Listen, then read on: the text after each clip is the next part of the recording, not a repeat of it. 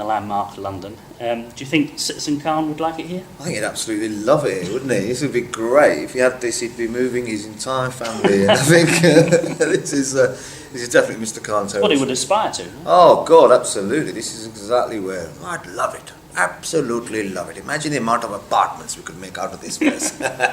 Yeah. When we last worked together in 2003, was he a character in the back of your mind then? Or?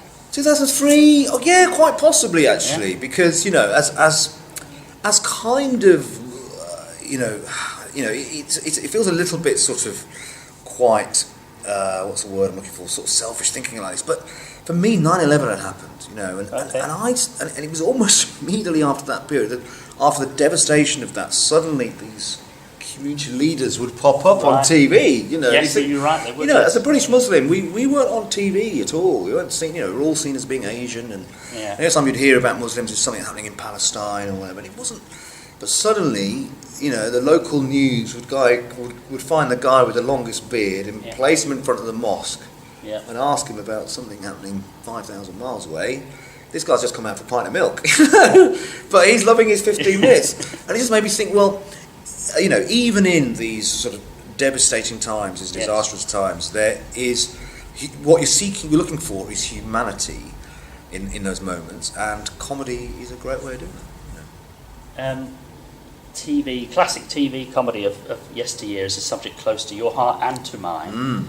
You were born in '74. I've heard you mention some sitcoms that I wouldn't have thought you were old enough to remember. I know. Unless I guess you could see reruns, like I saw reruns of Hancock or something. What were your favourites? I mean, quite possibly in reruns, but because my parents were so massively into sitcom and comedy, British comedy, so I remember sitting and watching Fawlty Towers, and I knew that was repeated many times, but probably watched the repeats of that. But things like Rising Damp, Instant in Itself, the great Warren Mitchell, watching comedies like that was just fantastic.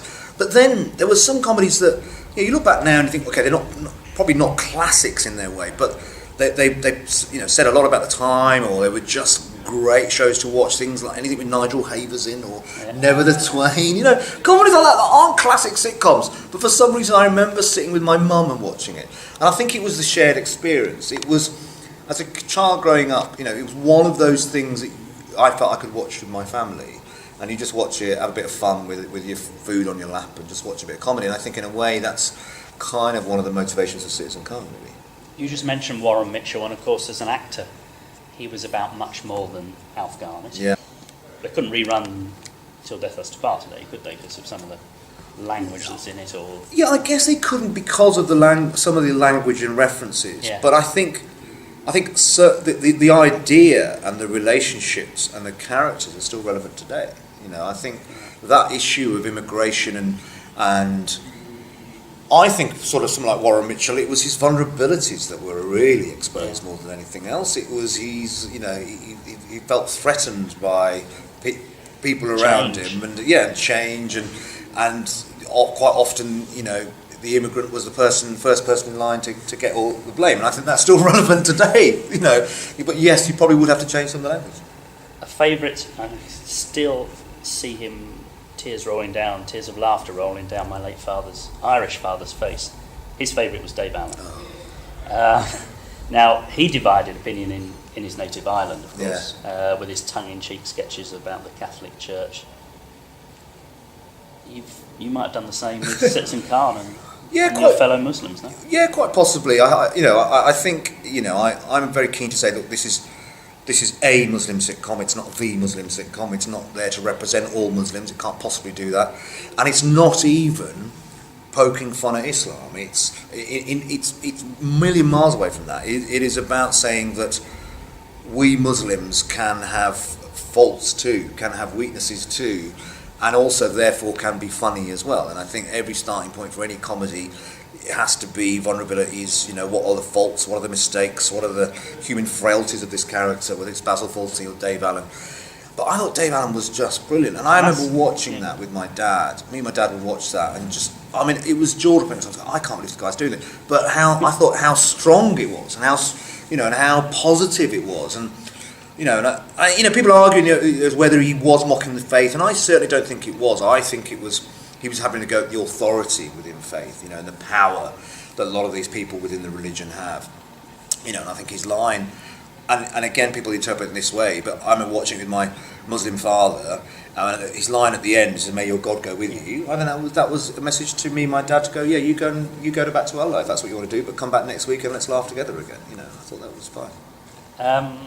Khan himself, Citizen Khan himself, is like, for me, it's like the Tony Hancock character made famous by the greatest writers, Galton and Simpson.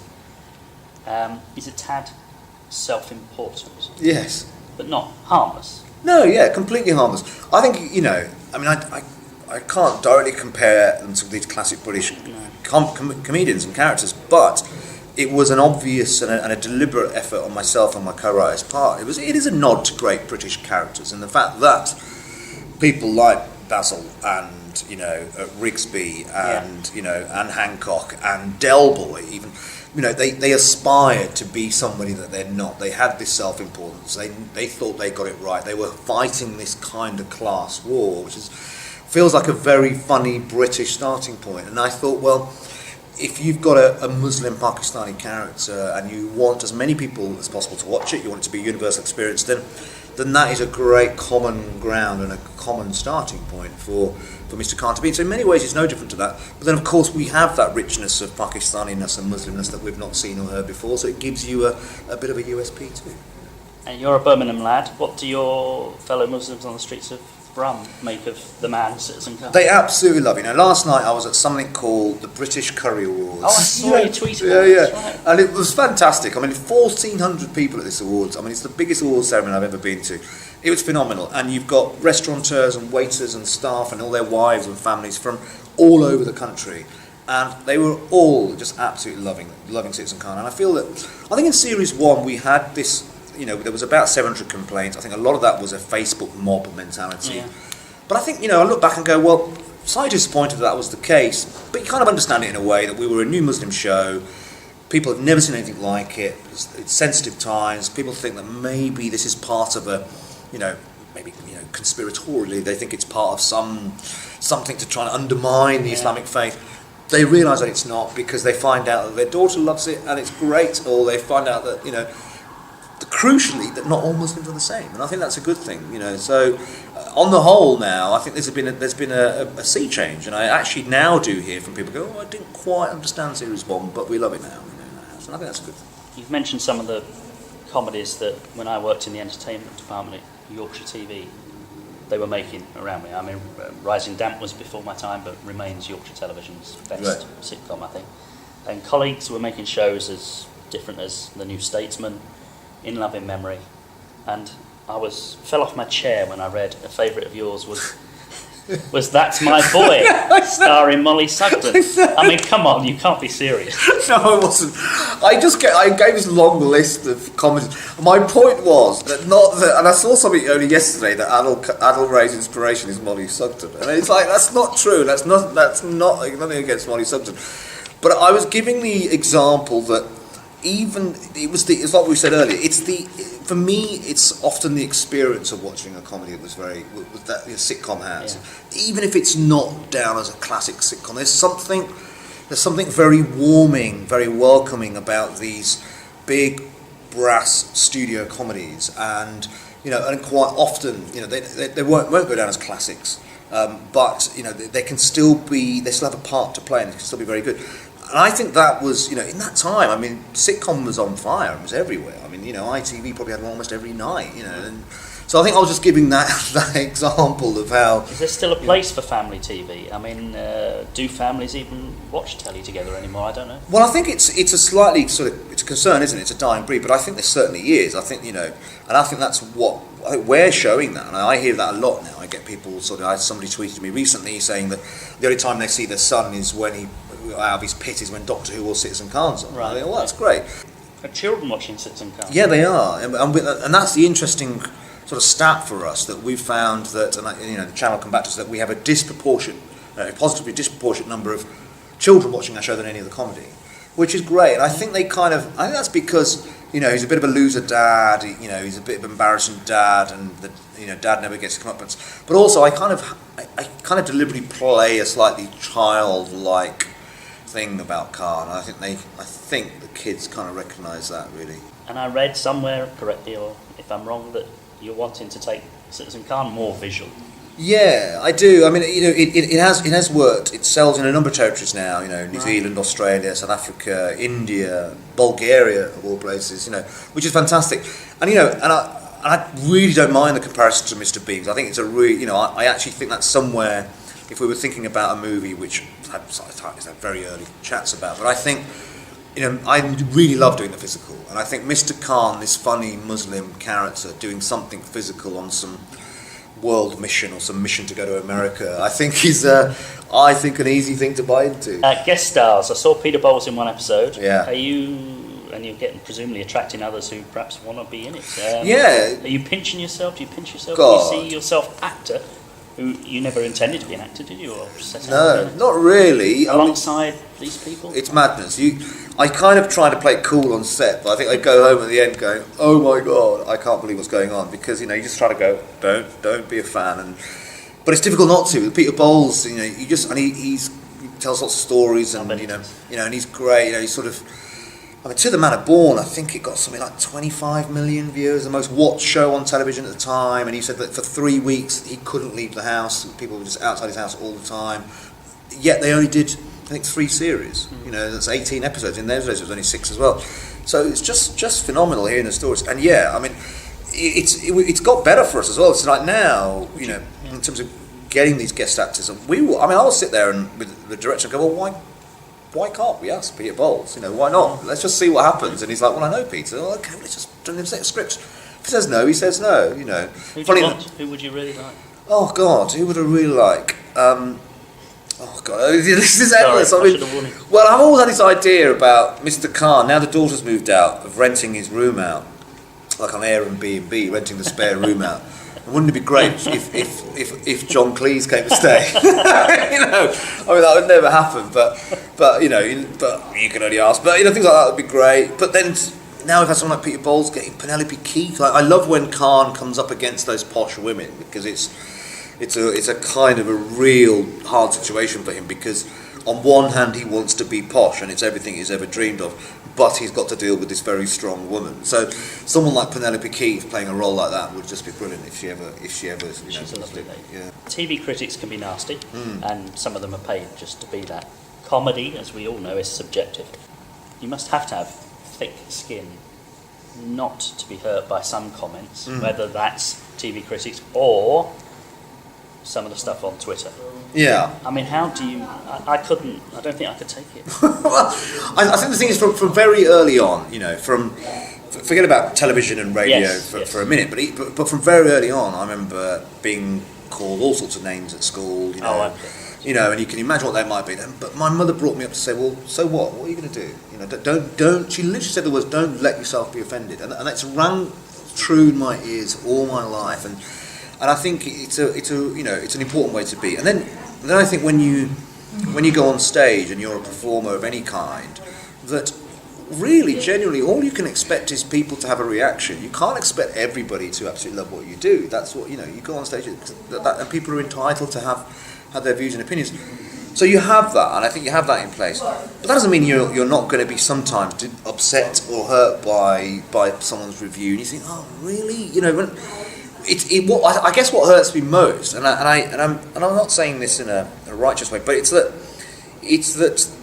they can only speak for themselves. It's when somebody says, I don't understand how this can be funny, or how can anybody watch this, or get this off TV. Well, hang on a minute, let's get this off TV. Why? There's 5 million people enjoy Citizen Khan. Surely they have a right to watch it, and you have a right not to watch it. So, but that's fine. But there was a critic who shall remain nameless who writes one of the tabloids, and he's been very critical.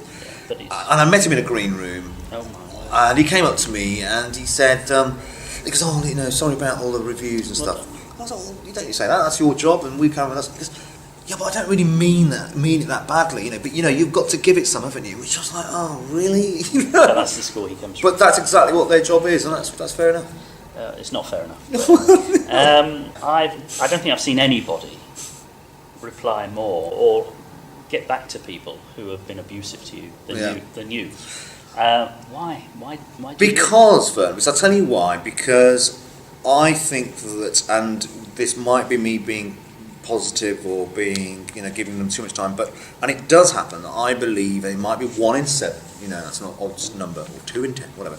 That there are actually a lot of people join a bandwagon. They join a bandwagon, or they haven't really given it a proper thought. They haven't heard the defence of it. They've just heard from other Muslims or other Pakistanis or other people that go, oh, this is terrible, and he's mocking the faith, and that's what the BBC does, and he's paid by an Uncle Tom. He says, I think, hold on a second. Has anybody ever had it? And most of the time, 9 times out of 10, I will get nothing. I'll get nowhere with them.